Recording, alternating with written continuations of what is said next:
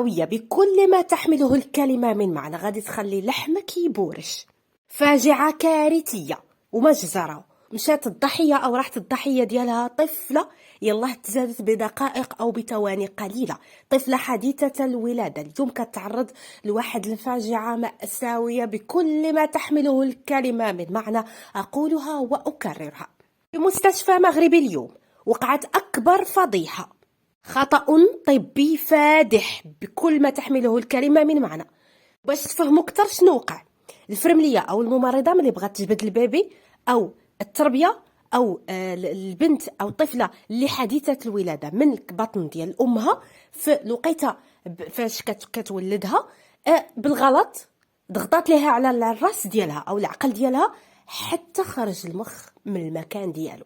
تخيلوا معايا هادشي وقع غير اليوم بمستشفى مغربي، واليوم والآن طايح أكثر من نايض من أمام المستشفى. أول شيء وقبل ما نتعرفوا على هذه التفاصيل الإخبارية العاجلة والكارثية والمأساوية، نبغيكم تدعيو كاملين مع العائلة وبالضبط الوالدين ديال هذه التربية اللي غادرتنا إلى دار البقاء بهذه الطريقة المأساوية، تدعيو معهم بالصبر اللي ما يدبر، لأن حالتهم يرثى لها. الأم ديالها حالتها محرجة جدا جراء ما وقع لطفلتها الصغيرة اللي فقط بثواني قليلة فرحت بها لكن ما كملاتش الفرحة. الطفلة غادرتنا إلى دار البقاء وهي الآن طير من طيور الجنة إن شاء الله، وربي أكيد والعلم لله أنه مرحب بها في جناته الواسعة، جناته اللي تجري من تحتها الأنهار، لكن كتجي في الوالدين. حيت هادشي اللي وقع قاصح بزاف، وإلا كنتي أم أو أب وجربتي الأمومة أو الأبوة غادي تفهم مزيان هادشي اللي وقع وغادي تحس بالضربة مزيان. هادشي قاصح على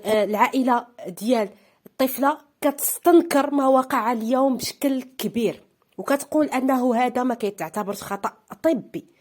فعلا حسب رأيي الشخصي أن هذا تهاون كبير من طرف هذه الممرضة، أو ربما هي غير متدربة وغير كدوز ستاج وكتعلم في هذه المرأة، والضحية كانت هي هذيك التربية أو الطفلة اللي ما كتابش لها تعيش معنا في هذه الدنيا وغادرتنا إلى دار البقاء منذ خروجها من بطن أمها أو من رحم أمها بعد ثواني قليلة فقط. فهذا الشيء وقع مازال ما تفصلاتش الجسم ديال الطفلة او التربيه من البطن ديال الام ديالها، مازال ما تقطعش ليها حتى الحبل السري. وقعت هذه الفاجعه اللي فاجعه مأساويه في حق هذه الطفله وفي حق الام ديالها اللي حملات بها وصبرات عليها اكثر من 9 شهور وتمخضات وعاشت داك الالام وفرحات وقالت اخيرا غادي نكون ام. ففرحتها ما كملاتش، خصوصا انها الولاده الاولى ديالها، علما ان الام والاب فقط شباب فريعان، شباب هم مازال صغار.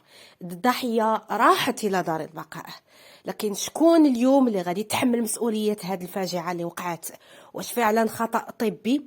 ولكن بكثر ما هو فادح، فالعائله ديال الضحيه ما قدراتش تعتبره خطأ فادح وكطالب الجهات المسؤولة باش تدخل وباش تاخذ لها الحق ديال الطفلة ديالها اللي راحت مازال ما شافت ومازال ما قالت حتى بسم الله في الدنيا، باقي في الثواني الأولى ديالها مشات بحال هكا وبهذه الطريقة. خصوصا أن الوالدين كانوا كيوجدوا السبوع والفرح، كانوا ضامنين باللي هذه الطفلة غادي تكبر في حضنهم. لكن مع الأسف الشديد للقدر رأي آخر، الموت واحدة والأسباب متعددة.